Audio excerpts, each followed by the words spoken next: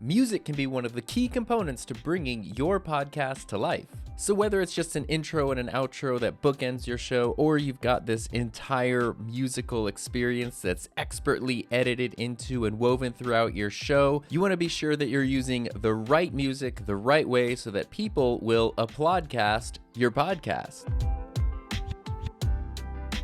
It's very important to think of the role that music is going to play in your production, and even more importantly, to make sure that you're using the right music so that way you don't get in any sort of trouble and your show is able to stay up and be heard by as many people as possible. You may or may not be familiar with royalty-free music. If you're somebody who does a lot of video production, chances are that you are, because getting music for your videos can be very tricky, and so oftentimes you need to seek out royalty-free music, and more often than not, the way to get the best music with the most flexible licensing is to sign up with a subscription service. You can always go online and search up free royalty-free music and see if you can find something that's going to work, but using a paid service is really going to help protect you, and if this is something you're going to do in the long run, it's a worthwhile investment. The very first investment I ever made into my YouTube channel was for an Artlist royalty-free music subscription, and that was before I had even made any videos. I just paid the money and thought, okay, I'm serious about this thing, and that was years ago, and I still use them. So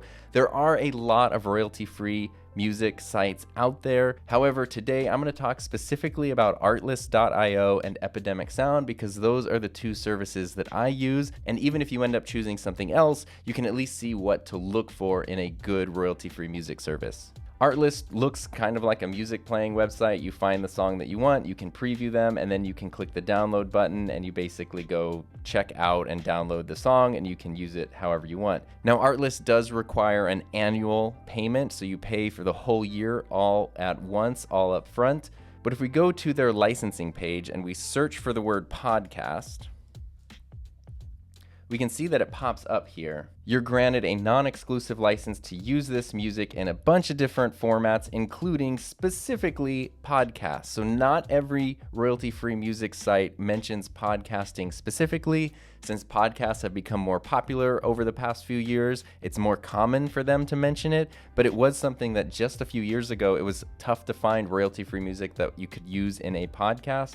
Artlist specifically mentions podcasting. Now, the reason why I like Artlist so much is because they have the most flexible license. You can use it basically anywhere. You can use it for client work, and maybe most importantly, you can see right here, the license to use is valid in perpetuity. So even if you don't renew your subscription after a year, all of the stuff that you downloaded while you had an active subscription, you can still use in new projects. Now, Epidemic Sound is the other service that I use personally, and it works very similarly to Artlist. You can go through different categories, different genres, and you can find the music that you want. A unique thing for Epidemic Sound, though, is that every song gives you the option to download stems. So you can download the full song, or you can just download different parts of the song, which means any song could end up being an instrumental song. If there's something you really love, like in the past, I found songs that were super cool, but it had like a loud trumpet in the background, and so as I was talking, it was just like, and I needed to get rid of that.